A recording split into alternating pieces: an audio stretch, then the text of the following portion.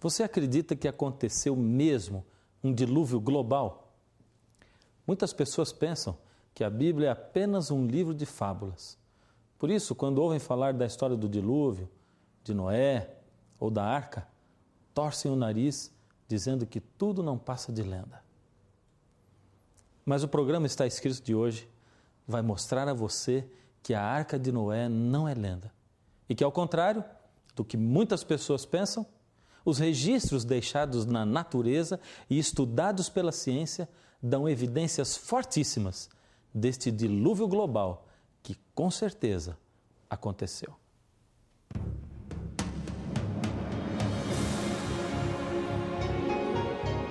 Ele permaneceu através dos tempos.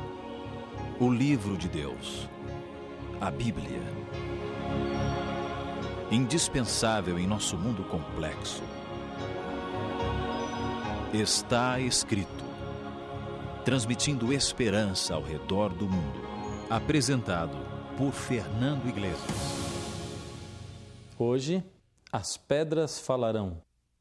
Você sabia que em todo o mundo existem povos que contam versões sobre o dilúvio? E o mais incrível é que alguns desses povos nunca ouviram falar em Cristo, em cristãos ou na Bíblia. Aliás, alguns desses povos não têm contato nem mesmo com a civilização. E o que é mais fantástico é que as versões de todos eles são muito parecidas com a versão da Bíblia. Se realmente nunca aconteceu o dilúvio, como pode ser uma história assim tão presente em culturas tão diversas? Veja só. Vamos primeiramente lembrar que no relato bíblico, Noé, sua esposa, 3 filhos e 3 noras foram salvos do dilúvio navegando a arca que Deus instruiu Noé construísse. Portanto, são 8 pessoas ao todo. Prestou atenção nos detalhes? Noé, nome com 2 sílabas. Embarcação e 8 pessoas. Um casal, 3 filhos e 3 noras. Na verdade, há mais de 200 exemplos, mas nós vamos citar aqui só 2 deles. Primeiro, vamos começar com os hindus. Entre os hindus, existe a história de Manu. Percebeu a primeira congruência? Manu tem 2 sílabas, igual a Noé. A história conta como Manu e outros foram salvos de uma grande inundação dentro de um barco. A inundação e o barco. Vamos agora para os chineses. Entre os chineses existe a história de Fa Li, um nome também com 2 sílabas, notou? Fa Li, com sua esposa, 3 filhos e 3 filhas, foram os únicos sobreviventes de uma inundação. Notou? 8 pessoas, como na história do dilúvio. Tem também o exemplo dos havaianos. Bom, eu disse que seriam só 2 exemplos, mas vou citar esse dos havaianos. Eles contam a história de uma inundação muito grande. Nessa inundação, salva-se um homem chamado Nu'u, muito parecido com Noé, hein? Segundo Dave Balsiger e Charles E. Sellier, eles são autores de um livro que se chama Em Busca da Arca de Noé. Segundo eles, são mais de 200 civilizações passadas e presentes que guardam registros orais ou manuscritos da grande inundação. Vamos conhecer alguns detalhes do relato do dilúvio que está na Bíblia. Veja o que a Bíblia diz em Gênesis, no capítulo 7, do verso 11 até o 17, bem no começo da sua Bíblia. No ano 600 da vida de Noé, aos 17 dias do 2º mês, nesse dia romperam-se todas as fontes do grande abismo, e as comportas do céu se abriram, e houve chuva sobre a terra durante 40 dias e 40 noites. Nesse mesmo dia entraram na arca Noé, seus filhos Sem, Cão e Jafé, sua mulher e as mulheres de seus filhos. Eles e todos os animais segundo as suas espécies, todo o gado segundo a sua espécie, todos os répteis que rastejam sobre a terra segundo as suas espécies, todas as aves segundo as suas espécies, todos os pássaros e tudo o que tem asa, de toda a carne em que havia fôlego de vida, entraram de 2 em 2 para Noé na arca. Lendo um texto como esse, a primeira coisa que vem na cabeça da gente é a seguinte: mas como esse tanto de animais poderia caber dentro da arca? Que tamanho tinha a arca para que todos eles coubessem lá? Você também já se perguntou isto? Então vamos voltar para o que diz a Bíblia. Em Gênesis 6,15, Deus dá as medidas para Noé construir a arca. A medida está em côvados. Como um côvado equivale a 50 centímetros, assim, fazendo as contas, você chega à conclusão de que a arca tinha 150 metros de comprimento, o equivalente a 3 piscinas olímpicas. 25 metros de largura e 15 metros de altura, o equivalente a um prédio de 5 andares. A primeira dúvida a ser sanada é se a arca teria condições de navegar com essas medidas assim tão grande. A pergunta foi feita a arquitetos da Marinha Americana e eles responderam não só que sim, mas que também teria condições de navegar, suportando ventos de 210 nós, ou 380 km por hora, e ondas de 35 metros de altura, com uma capacidade de carga semelhante a 500 carretas, ou 125 mil ovelhas. 125 mil ovelhas? Mas por que essa comparação com ovelhas, você pode perguntar? Bem, nós acompanhamos estudos feitos por biólogos a respeito de quantos animais seriam necessários para representar todas as espécies que existem hoje, contando inclusive com todos os animais já extintos. E o resultado da pesquisa foi: seriam necessários menos de 20 mil animais para se representar todas as espécies que existem, contando com animais já extintos. E o mais interessante é que apenas 11% seriam maiores do que uma ovelha. Então veja, se 20 mil seriam suficientes para representar todos os animais do mundo, e se 11% só eram maiores que ovelhas, e se caberiam 125 mil ovelhas, você já nota que haveria espaço de sobra. Se nós já temos espaço de sobra, acabou o primeiro problema. Mas para deixar você ainda mais seguro, nós podemos, inclusive, contar com o fato de que todos os animais poderiam também ser filhotes ao invés de adultos, o que economizaria muito espaço. Como sempre temos dito, nessa série de programas sobre o criacionismo, todas as evidências de que precisamos estão guardadas na Terra, pois a Terra é a grande biblioteca e o grande museu ao ar livre. Assim sendo, podemos chegar à conclusão de que o estudo da Terra poderá nos mostrar mais do evolucionismo ou do criacionismo. Você está preparado? Antes de tudo, é importante saber que quando nós estudamos a Terra, conforme vamos escavando, descobrimos que existem camadas diferentes. É como se você enfiasse o dedo num bolo de casamento, que para ser feito precisasse de utilizar muitas camadas de bolos. Em muitas camadas da Terra encontramos fósseis de animais. Bem, o evolucionismo afirma que as camadas foram se formando ao longo de grandes períodos de tempo, ou seja, de uma camada para outra, segundo o evolucionismo, há diferenças de milhões de anos. E como você já viu nos outros programas, o grande problema do evolucionismo em afirmar isso é que não existem e nunca existiram fósseis das tais fases de transição, ou seja, nunca foram encontrados fósseis de animais meio peixes, meio répteis ou meio répteis, meio pássaros. Mas vamos em frente com uma pergunta para você ficar aí pensando. Se nos fosse possível partir a Terra como se parte um bolo de casamento, como deveriam estar as camadas do bolo evolucionista que foi sendo construído ao longo de milhões de anos, camada por camada? É tudo muito simples. Aqui está a confeiteira evolucionista. Ela faz o primeiro bolo, que representa uma camada, e o deixa em cima da mesa. Os meninos chegam e veem o bolo por ali. Não resistem e comem alguns pedaços. Os meninos representam a ação da erosão, do tempo e do clima na superfície da Terra no decorrer dos milhões de anos que o evolucionismo afirma terem se passado. No outro dia, depois de muito tempo, a confeiteira prepara o segundo bolo e os meninos atacam de novo, e assim sucessivamente.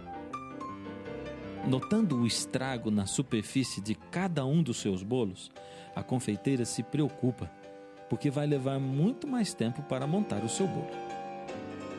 Quando finalmente termina o seu trabalho, vê que está um pouco torto, mas arruma tudo com a cobertura e o bolo fica normal. Mas e o criacionismo? O criacionismo, baseado na Bíblia, diz que num passado muito remoto, Deus criou todo o universo. Mas só há aproximadamente 6.000 anos atrás, Deus veio a esta terra que era sem forma e vazia e disse: haja luz. Ou seja, a Bíblia afirma que o ser humano, juntamente com os animais e todos os seres vivos, incluindo plantas, foram criados por Deus, com diferenças de horas apenas, tudo num período de uma semana. A Bíblia afirma mais, afirma que houve um dilúvio global atingindo todo o planeta e que nesse dilúvio águas vieram de dentro da terra, do abismo, e águas vieram de cima, no céu, e que águas dos oceanos se revolveram e houveram grandes explosões e que toda a superfície da terra se revolveu como se tudo tivesse sido posto em um grande liquidificador. Tudo isso durou 40 dias e 40 noites.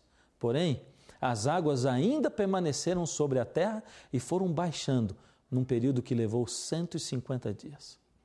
É como se colocasse tudo nesse grande liquidificador, misturasse, então desligasse o aparelho e deixasse tudo ir baixando aos poucos.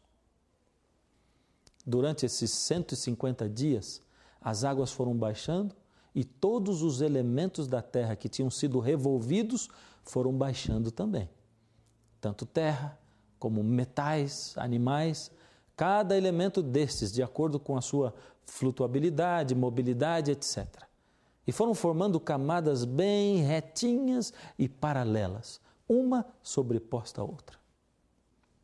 Agora, baseado no criacionismo e na Bíblia, pense como seria o bolo da confeiteira criacionista. Aqui está a confeiteira criacionista. Ela é muito rápida. Enquanto ela assa um bolo, ela já está batendo o próximo, e assim sucessivamente. Em questão de horas, ela já está com todos os bolos prontos. Então, no mesmo dia, ela acaba de cobrir o seu bolo.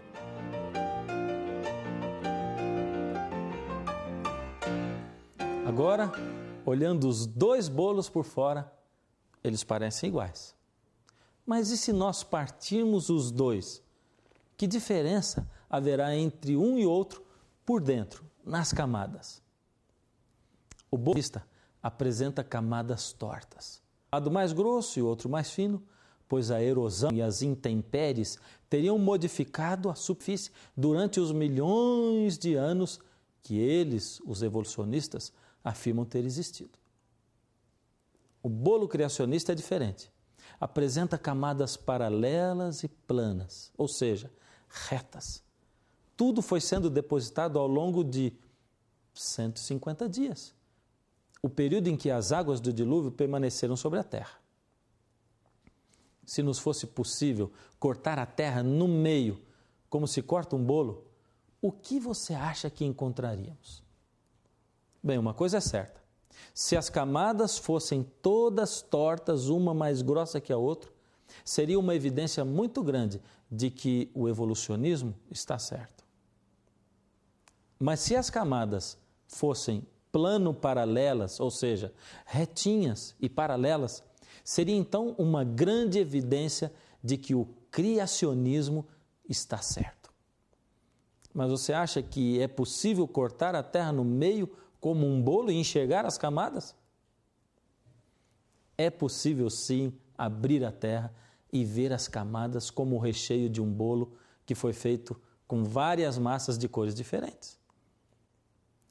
Eu fui pessoalmente com a equipe do Está Escrito a um campo geológico, um lugar fantástico, onde a terra está cortada ao meio como um bolo.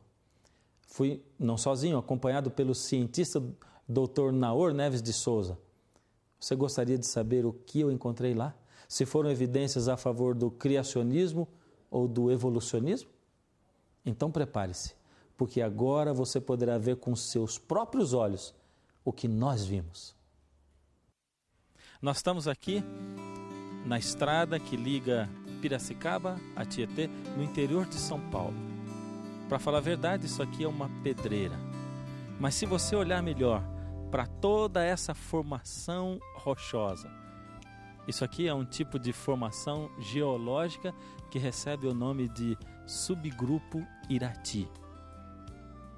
Você vai ver que muitas camadas foram assentando-se, sobrepondo-se umas às outras. Algumas perguntas são intrigantes, interessantes, como, por exemplo, como uma formação rochosa dessa daqui pode ter uma extensão tão grande? Aliás, ela se estende por mais ou menos 1 milhão de quilômetros quadrados, em locais como o estado do Mato Grosso do Sul, Paraná, Santa Catarina, Rio Grande do Sul, Goiás e até mesmo parte do Uruguai e da Argentina. Quanto tempo será que tudo isso levou para chegar no lugar em que está? Será que nós podemos encontrar alguns fósseis aqui no meio? Será que a criação de Deus tem alguma coisa a ver com isso? Hoje eu tenho o prazer de estar aqui nesse monumento geológico com o Dr. Naor Neves de Souza. Ele é geólogo. Doutor, é um prazer tê-lo aqui conosco, poder recebê-lo no Está Escrito. E eu tenho algumas perguntas. A primeira delas é a seguinte: quanto tempo deve ter levado para que essa formação geológica ou rochosa se depositasse aí dessa maneira? Existem algumas evidências de campo que nos permitem ter uma ideia dos tempos desenvolvidos durante a deposição desse espesso pacote sedimentar. Um primeiro aspecto que é bastante realçado aqui nesse afloramento é a estratificação plano-paralela, camadas claras alteradas com camadas escuras. Alguns imaginam, alguns geólogos, que os tempos seriam prolongados entre uma camada e outra, ou seja, mudanças climáticas, períodos mais secos ou mais úmidos, e as camadas então seriam depositadas lentamente. Ao longo do tempo, sim, devagarinho. Mas os contatos bem planos, né, e se repetem, não denotam isso. Parece que realmente as coisas ocorreram de maneira sucessiva e rápida. Por exemplo, eu tenho aqui comigo um fóssil. E esse fóssil foi tirado daqui, foi extraído sim, daqui, sim. desse lugar. Existe um número muito grande de fósseis como esse. Nós podemos notar até aqui na coluna vertebral, bem definida, algumas vértebras estão aqui. Esse fóssil representa um réptil que viveu e foi rapidamente soterrado aqui no passado. Imagine a extensão dessa camada, as distâncias realmente consideradas, a espessura, em torno de 100 metros essa formação tem, em média. E a extensão de 1 milhão de quilômetros quadrados, repleta de fósseis. Não é? Esses animais estão aqui, inclusive para estarem aqui como fósseis, eles tiveram que ser rapidamente soterrados, senão não teriam sido preservados. Mas doutor, quando a gente ouve o senhor dizendo que tudo isso aqui deve ter sido depositado assim de uma vez só, a gente talvez passe pela mente assim que essa rocha tenha vindo e se depositado aqui, mas como 1 milhão de quilômetros quadrados, é impossível que isso aconteça. Como pode ter sido tudo isso misturado de uma vez só, ter sido depositado assim em camadas que se alternam, cores diferentes, camada clara, camada escura? Como esses grãos teriam se depositado assim em camadas? Bem, nós estamos aqui, como já foi comentado, numa parte do grande subgrupo Irati. Na realidade foi o mar Irati. Esse mar vasto, ele atinge uma área imensa. Mas como podemos imaginar um mar com uma deposição assim desse porte? Os mares hoje que nós conhecemos não estão favorecendo deposições como essa. Então, algum processo muito rápido, quem sabe ondas gigantescas depositando esse material em áreas imensas, isso ocorrendo de maneira muito rápida no passado. Quer dizer que, embora a teoria hoje mostre que foram milhões de anos, nós estamos vendo aqui com os nossos próprios olhos que não, foi instantaneamente que isso aqui deve ter acontecido. Na realidade, quem sabe algumas camadas um pouco mais espessas pode ter ocorrido uma superposição, mas a maneira como elas estão alternadas, mesmo as camadas de maior porte, elas têm características semelhantes às laminações bastante delgadas que nós estamos vendo aqui. Eu creio que existe uma outra fonte de informação. Isso aqui só pode ser produto de uma catástrofe, algo rápido que não está acontecendo nos nossos dias. Mas não é catástrofe pontual, ela é muito abrangente. Será que nós poderíamos, então, nos reportar ao dilúvio universal segundo é descrito na Bíblia? Eu não vejo nenhum problema em associarmos esse afloramento e outros congêneres que nós vamos ver. Devido ao tamanho, inclusive, a extensão 1 milhão de quilômetros quadrados. Sim, e vamos notar que camadas semelhantes a essa ocorrem em toda a superfície da Terra, mostrando que, de alguma forma, o fenômeno que atuou aqui atuou também em outras partes da Terra. Ou seja, são fenômenos geológicos globais, que realmente se manifestaram em toda a Terra de maneira muito rápida. Essa visão ela é totalmente compatível com o relato bíblico do dilúvio. Chegou a hora de você pegar sua Bíblia de novo e nós checarmos juntos o que está escrito. Abra em Lucas, Evangelho de Lucas, capítulo 19, no verso 40. Jesus disse: asseguro-vos que, se eles se calarem, as próprias pedras clamarão. E, de certo modo, hoje, as pedras clamaram, falaram. Vivemos num mundo onde acreditar num Criador parece o mesmo que dizer que nós somos ignorantes. Não nos dão escolha. Dizem, ou você acredita na Bíblia ou na ciência. Mas ao contrário disso, ciência e Bíblia andam juntas, cada vez mais juntas. E Deus, sabendo que alguns não iriam crer em sua palavra e que teriam que ver para crer, deixou um outro registro palpável, o registro da natureza. Foi exatamente isto que vimos hoje. Evidências indesculpáveis, inexcusáveis de que Deus é o nosso Criador. No livro de Romanos, capítulo 1, de 19 a 21, diz o seguinte: porquanto o que de Deus se pôde conhecer, Deus manifestou. Porque as suas coisas invisíveis desde a criação do mundo, tanto o seu eterno poder como a sua divindade, claramente se veem pelas coisas que estão criadas, para que eles fiquem inexcusáveis, sem desculpas. E veja o que a Bíblia continua dizendo, os versos 21 e 22. Mas eles não o glorificaram, nem lhe deram graças.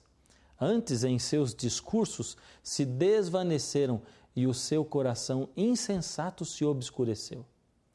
Dizendo-se sábios, tornaram-se loucos.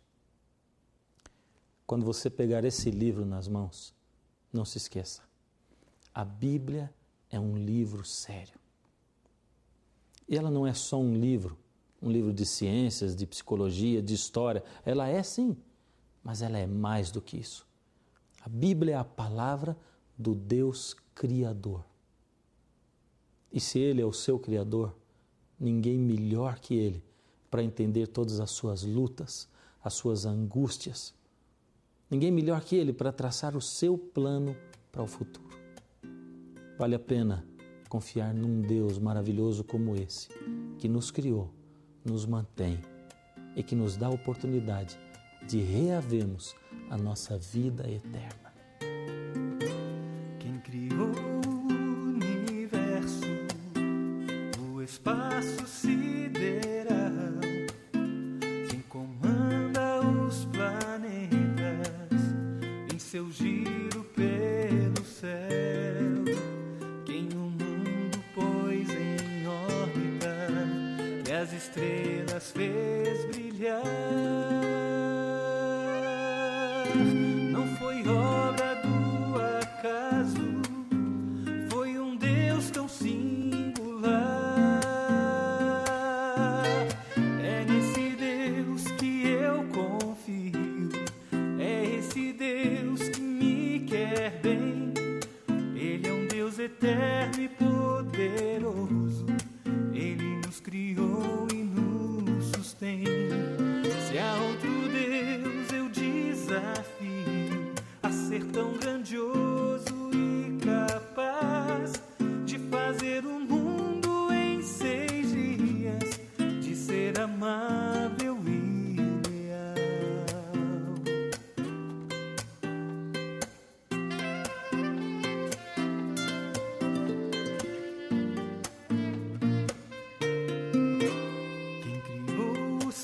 e a terra e nos ofertou a vida. Quem nos olha neste dia e nos guarda sem cessar.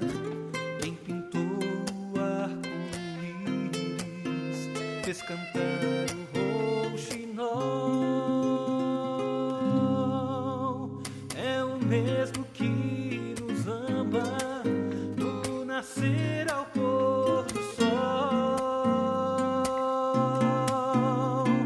para celebrar a vida, para celebrar o amor. Vou proclamar com alegria que existe um Criador. Não é uma teoria de um mero pensador, mas a verdade que aproxima você do seu autor. É nesse Deus que eu confio, é esse Deus que me quer bem. Ele é um Deus eterno e poderoso, Ele nos criou e nos sustém.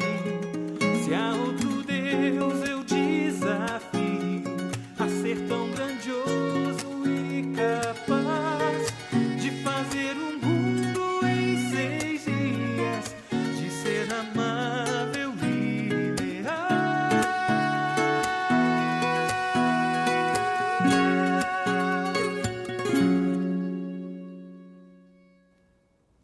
Você tem ficado confuso às vezes pelo que as pessoas falam para você? Às vezes parece que de um lado fica a fé e a religião e de outro lado a ciência. Você já se sentiu pressionado por pensar em Deus e querer estar na presença dEle? Você não precisa. Você pode unir as duas coisas. Deus é um maravilhoso Criador e Ele quer se aproximar de você. Você não gostaria de pedir a esse Deus: Senhor, eu sei que o Senhor existe, por isso, Senhor, toca a minha vida, transforma-me, Senhor. Eu quero orar com você. Incline a sua cabeça. Deus amado, são tantas vozes falando aos nossos ouvidos. Às vezes ficamos confusos, Senhor. Mas como é maravilhoso saber que na sua palavra e que na natureza encontramos, Senhor, subsídios para ver que o Senhor é um Deus maravilhoso e Criador. Senhor, toca a vida de cada um de nós, seus filhinhos, aqueles que estão cansados, confusos. Guia-os, Senhor. Prepara-nos e aumenta a nossa fé. Em nome de Jesus. Amém. Bem, infelizmente chegou a hora de dizer até o próximo está escrito, mas não se esqueça, nem só de pão viverá o homem, mas de toda palavra que sai da boca de Deus. É nesse Deus que eu confio, é esse Deus que me quer bem. Ele é um Deus eterno e poderoso, Ele nos criou